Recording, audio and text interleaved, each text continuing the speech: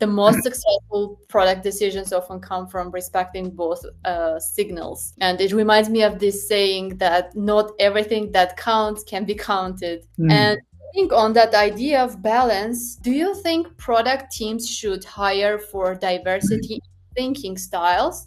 Like perhaps some people who are more analytical and others who are more like intuitive?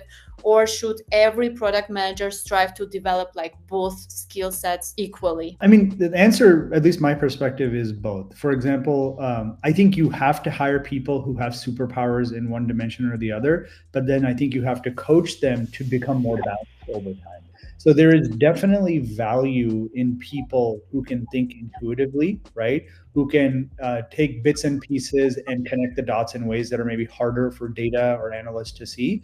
But then you also need people with a real quantitative mindset to make sure they know how to optimize things when you have the chance to optimize them. And so I would say different skill sets matter at different points in the product's journey. So I tend to skew more towards what does our product culture need now versus, hey, this is the bar at this company. So for example, if you have a product that has found fit and you're just aggressively trying to grow market share or optimize the setup and onboarding or improve the conversion funnel or maximize the paywall, then you need somebody who's very quantitatively driven, right? Who can understand the core flow, break it down into the constituent parts, and then maximize each piece of it.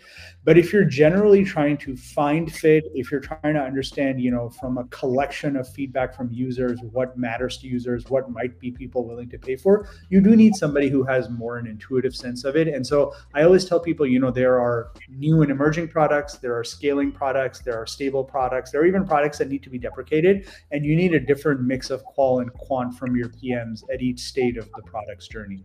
And in fact, what happens a lot of times is if you put somebody who's very quant driven in an early stage ideation product, they're going to struggle.